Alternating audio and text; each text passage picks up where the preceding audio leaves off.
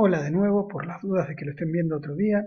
Si sobrevivieron la parte 1 y la parte 2, seguramente van a poder sobrevivir la parte 3. Caso contrario, les recomiendo que vuelvan a mirar las otras dos partes. Vamos a empezar entonces con el sector privado, que recordemos eran el consumo y la inversión, pero ya que el orden de los sumandos no altera la suma total, vamos a empezar por razones didácticas con la inversión. Es importante cuando consideramos la inversión saber primero qué es la inversión. Y la inversión se entiende como un gasto que hacen las empresas para la producción de bienes o servicios que no están destinados al consumo inmediato y que constituye lo que llamamos el stock de capital. Cuando hay una variación positiva del stock de capital, decimos que hubo una inversión. Algunas cosas importantes respecto de la definición de inversión es que tiene que ser un gasto productivo, o sea, tiene que estar orientado hacia la producción de bienes y servicios, eso en primer lugar, y en segundo lugar, para que sea una inversión, tiene que producir ingresos más allá del periodo en que se realiza. Esta inversión, que recibe el nombre de inversión bruta, tiene dos elementos, inversión neta e inversión de reposición.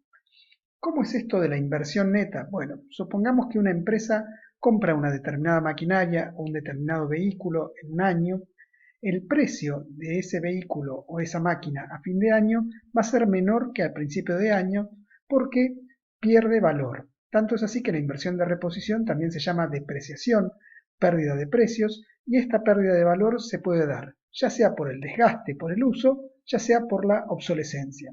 Por ejemplo, la computadora que estoy utilizando tiene 3 años y en realidad no puedo decir que haya sufrido un desgaste por su uso, pese a que la uso mucho, sino que ha sufrido una pérdida de precio, una depreciación por obsolescencia. Las nuevas computadoras que salieron hacen que mi computadora se vuelva más lenta y más anticuada en su uso también para los nuevos programas. La reposición siempre es necesario porque las inversiones siempre pierden valor.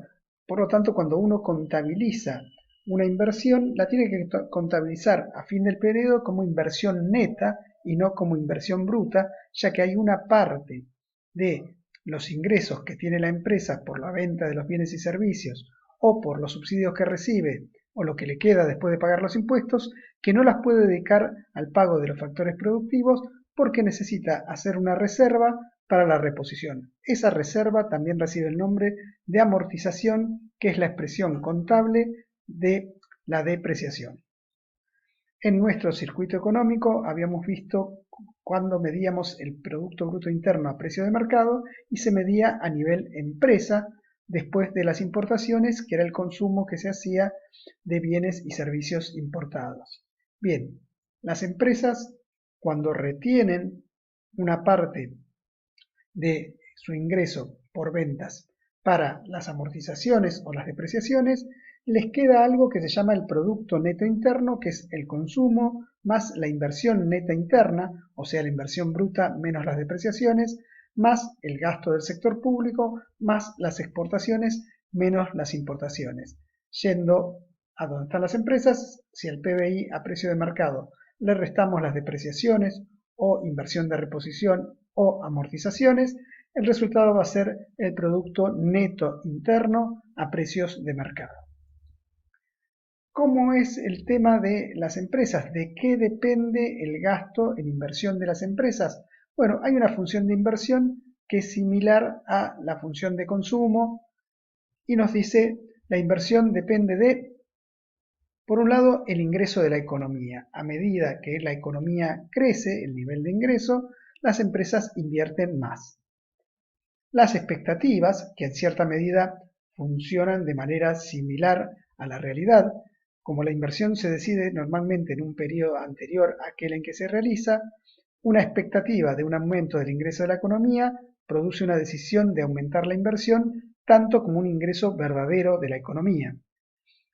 La inversión financiera, vamos a hablar de ella, que no es una inversión en sentido estricto, pero es el costo de oportunidad de la inversión real, de la inversión que se realiza en equipos, o en maquinarias, o en edificios, ya que si la rentabilidad de las inversiones financieras es mayor que de las inversiones productivas, el capital se va a destinar a las inversiones financieras y no a las inversiones productivas. Que esto sea mayor, la rentabilidad del capital sea mayor que la rentabilidad de las inversiones financieras, depende de qué tan rentables sean los bienes de capital y de qué tan alta sea el interés de la inversión financiera. La rentabilidad de los bienes de capital está dado por los costos, la productividad y la tecnología. Keynes llamaba esto la rentabilidad marginal del capital. Por el acceso al crédito tiene dos componentes que son el plazo y la tasa de interés. Estos determinantes tienen también una relación directa o inversa respecto de la inversión. Cuando aumenta el ingreso de la economía, aumenta la inversión. Cuando las expectativas son favorables, aumenta la inversión. Cuando aumenta la tasa de interés o la rentabilidad de las inversiones financieras, disminuye la inversión real. Cuando aumenta la rentabilidad del capital, aumenta la inversión real. Y el acceso al crédito, que les decía, tiene dos elementos, el plazo y la tasa de interés. Un crédito a más plazo alienta la inversión, hace aumentar la inversión, y un crédito con una mayor tasa de interés hace disminuir la inversión. En muchos de los modelos que se dan en economía se aplica el ceteris paribus, el mismo que utilizábamos en la demanda y en la oferta, y se considera la inversión como una inversión llamada autónoma, porque se considera la inversión que se decide el año anterior a que se realiza sin tomar en cuenta los determinantes que actúan el año que se realiza la inversión. Esto no necesariamente es así, pero es una simplificación en muchos modelos económicos. Recordemos esto que dije antes, la inversión financiera no es una inversión real, pero es el costo de oportunidad de la inversión real. Es el destino alternativo del dinero y si se gasta en una inversión financiera, no se gasta en la inversión real. La inversión bruta, además, puede ser inversión bruta fija, que son edificios, maquinarias, y variaciones de existencia. Si quedan existencias positivas mayores al final del periodo que al principio del periodo, es una inversión porque va a producir ingresos al año siguiente. Esta variación de existencias puede ser materias primas, productos semiterminados o terminados en poder de las empresas al final del periodo. Y tienen la característica de inversión porque los ingresos que producen se van a dar al año siguiente aquel en que se realizó el gasto. Si a una empresa le quedan, supongamos que es una textil, suéter sin vender, esta variación de existencias, esta acumulación de existencias, va a ser considerada una inversión que va a producir ingresos al año siguiente. Claro que puede tener una pérdida de precios porque deja de estar de moda, en cuyo caso habrá que pensar en una depreciación anticipada de esos suéter por obsolescencia. La variación de existencia se calcula como la existencia al final del periodo menos la existencia al inicio del periodo. Una variación de existencias negativas, o sea que haya menos existencia al final del periodo que al principio del periodo, sería una desinversión. Además, la inversión puede ser planeada, la que se realiza al inicio del periodo, o no planeada, la que resulta al final del periodo. La inversión real es el resultado de la inversión planeada más aquellos elementos no planeados. Muchas veces la inversión no planeada se relaciona con esta variación de existencias. Una empresa decide producir más de lo que efectivamente vende. En ese caso decimos que hay una acumulación no deseada de existencias, pero eso se contabiliza como inversión porque ese aumento de existencia no planeado se va a poder hacer efectivo al año siguiente. Sin embargo, una acumulación no deseada de existencias va a redundar en que el año que viene la inversión sea menor que la de este año. También puede haber factores que afecten los planes de inversión en plantas y equipos, como fue la pandemia ahora, o que cambien las condiciones de financiamiento o el tipo de cambio si son equipos importados, que haya una inversión no planeada que tenga que ver con la inversión fija.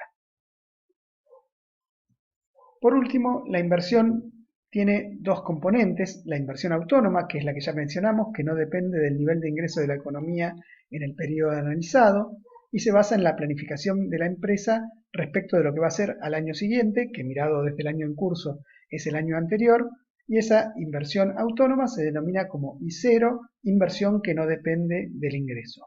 Pero también puede tener un componente inducido, se llama inversión inducida, que depende del nivel de ingreso de la economía en el periodo analizado y es la respuesta que da la empresa a la marcha de la economía y a los factores externos. Esa inversión inducida la denominamos I. Esto en un gráfico donde veríamos la inversión total como la suma de ambas sería la inversión en función del nivel de ingreso de la economía, la inversión autónoma, tiene una forma horizontal. No importa cuál sea el nivel de ingreso, la inversión autónoma vale siempre lo mismo.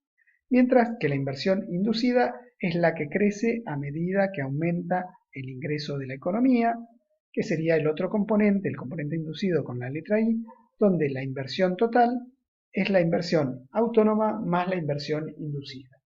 En general, en los modelos que se utilizan en estos cursos introductorios, se utiliza solo la inversión autónoma, lo cual no quiere decir que no haya que tener en cuenta que hay un componente inducido. Esta inversión inducida también puede ser una desinversión inducida. Por ejemplo, este año que la economía en vez de crecer en su nivel de ingreso, decrece en su nivel de ingreso, podríamos pensar que hay una desinversión inducida por la pandemia.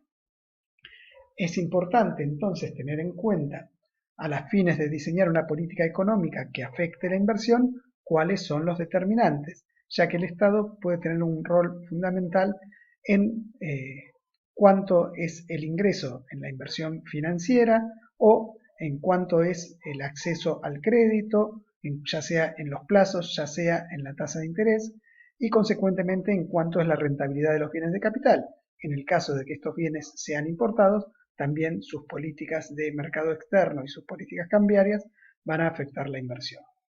En el próximo episodio vamos a hablar sobre el consumo, que es el otro elemento de la inversión privada.